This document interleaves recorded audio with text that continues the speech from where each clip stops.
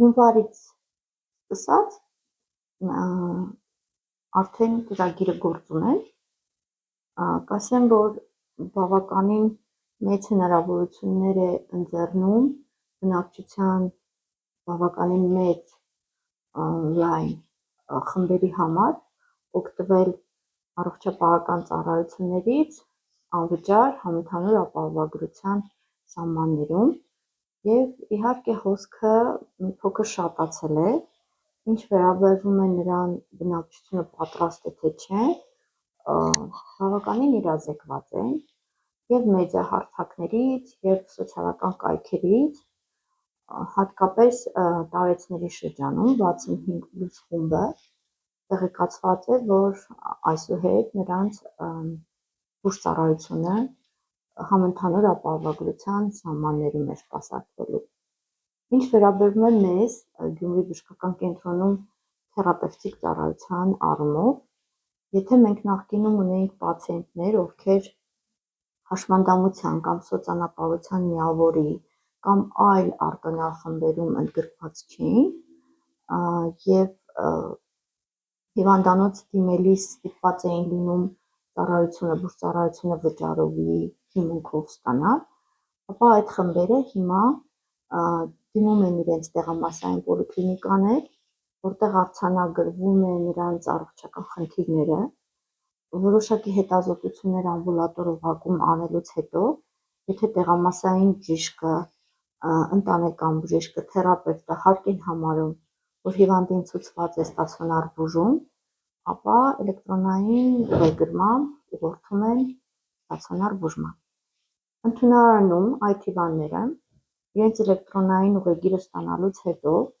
առնետ համակարգում մեկ անգամ ևս ճշտվում է նրանց ապահովագրական ընդգրկվածությունը, համընդհանուր ապահովագրության մեջ իրենց ընդգրկվածությունը և այդ հիվանդները ընդունվում են ստացիոնար բուժման։ Իհարկե մենք հասկանում ենք, որ հոսքը շատացել է նաև այն հիվանդների հաշվին, ովքեր ձգտում են ստացիոնար բուժում ստանալ, բայց դրա ցուցումը չունեն։ Իհարկե խրոնիկ հիվանդները, նրանք պետք է հսկվեն ամբուլատոր իրենց տեղամասերում և միայն դեկոմպենսացիաների ապակայունացած վիճակների ժամանակ ուղղորդվեն ստացիոնար բուժման։ Այսինքն ոչ միշտ է, որ այդ հիվանդները ստացիոնար բուժման կարիք ունեն։ Նմանատիպ դեպքերում մենք ստացիոնար բուժման հարցը քննարկում ենք տեղամասային բժշկի կամ պոլիկլինիկայի ամբուլատորիայի հետ և ճշտում ենք ուղղորդման նպատակահարմարությունը։ Իսկ եթե հիվանդը բերվել է ստացիոնար բժշկական կենտրոն, տեղափոխվել է հրատապ ցուցումով, շտապ բուժօգնության բրիգադի կողմից կամ սեփական ուժերով, և մենք արձանագրում ենք, որ հիվանդը հրատապ բուժօգնության կարիք ունի, առաջի օգնության կարիք ունի, հրատապ հետազոտությունների կարիք ունի, դիմել է շնչառական անբավարարությամբ կամ դիմել է կյանքին այլ սպառնացող իրավիճակների հետ կապված, բնականաբար այդ դեպքում պոլիկլինիկայի ուղղորդում չի պահանջվում։ Այդ հիվանդների վիճակը գնահատվում է ընդունարանում և դարձյալ ևս մեկ անգամ ճշտվում է համընդհանուր ապահովագրության մեջ նրանց ընդգրկվածությունը և նրանք ընդունվում են ստացիոնար բուժման։ Ես կասեմ, սա մեծ հնարավորություն է հատկապես տարեցների համար։ Այն տարեցների, ովքեր նախկինում մտավախություն ունեին դիմել, քանի որ ֆինանսական ծախսերի հետ էր կապված դա, իսկ հիմա նրանք այդ խնդիրը չունեն։ Բժշկու իսկ թանկարժեք վիրահատությունների դեպքում հարցերը ինչպես է կազմակերպվում։ Վիրահատական և վիրաբուժական ծառայությունների մասին ես չեմ խոսի, դա իմ պրոֆիլը չի, ճիշտն ասած, մի քիչ, բայց ես կարծում եմ սկզբունքը այդքան էլ չի տարբերվում, բոլոր այն հիվանդները, ովքեր ունեն համընդհանուր ապահովագրություն, բնականաբար անհրաժեշտության դեպքում մոտեցումը ես կարծում եմ դարձյալ այդպիսին է։ Սպասարկվում են նրանք այդ ապահովագրության շրջանակներում, նույնը տրավմաներին է վերաբերվում, նույնը վերաբերվում է նաև այլ դիսցիպլինաներին։ Ես թերապևտիկ մասով եմ կարող պատասխանել ձեր հարցերին, մենք բազմապրոֆիլ թերապևտիկ բաժանմունք ենք, մուլտիդիսցիպլինար, ծառայություն ենք մատուցում թոքաբանական հիվանդներին, նեֆրոլոգիական հիվանդներին, էնդոկրինոլոգիական հիվանդներին, գաստրոենտերոլոգիական հիվանդներին, ռևմատիկ հիվանդներին, ալերգոլոգիական խնդիրներով հիվանդներին։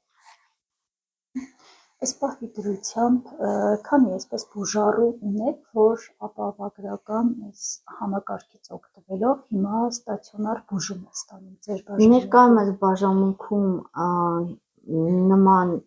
արտոնությամբ բուժում են ստանում 2 թե 3 հիվանդ, իսկ տարեսկզբից արդեն բավականին քանակ են կազմում այդ հիվանդները։ Բնականաբար այդ հիվանդների մոտ գուգունակությունը շատ բարձր է, քանի որ նրանք հնարավորություն են ստացել անվճար ստացիոնար բուժում ստանալ, նախկինում նույնը ստացել են վճարովի սկզբունքով։ Այդ թվում նաև կան մեր քրոնիկ հիվանդներից, ովքեր նախկինում յուրաքանչյուր սրացման ժամանակ, որ մեր բաժանմունքում բուժում են ստացել, վճարովի հիմունքով են ստացել, իսկ տարեսկզբից հետո, եթե նրանք ընդունվել են, ստացել են անվճար բուժում եւ լիովին փոխհատուցվել է նրանց բուժծառայությունը, ստացիոնար բուժումը եւ եթե ստացիոնար բուժման ընթացքում կարիք են ունեցել դժվարամատչելի հետազոտությունների, խոսքը համակարգչային տոմոգրաֆիայի, MRT-ի, սրտի էխոսկոպիայի, այն ինչ որ դժվարամատչելի են, դրանք նույնպես փոխհատուցվել են հիվանդության պատմագրի շրջանակներում համընդհանուր ապահովագրության սկզբունքով։ Այսինքն այս համակարգը եւս մեկ անգամ ցույց է տալիս, որ Հայաստանում առողջապահությունը հասանելի է ցանկացած քաղաքացու, կարող ենք այդպես ասել։ Չեմ կարող ասել ցանկացած քաղաքացու, բայց այն խմբերը, որոնք ընդգրկվել են համընդհանուր ապահովագրության համակարգում, հատկապես 65+ խումբը, իհարկե նրանց համար դարձել է հասանելի։ Իսկ դա այն խումբն է, որը խոցելի էր եւ միշտ նրանց համար դժվարություն էր ֆինանսական հարցերի լուծումը։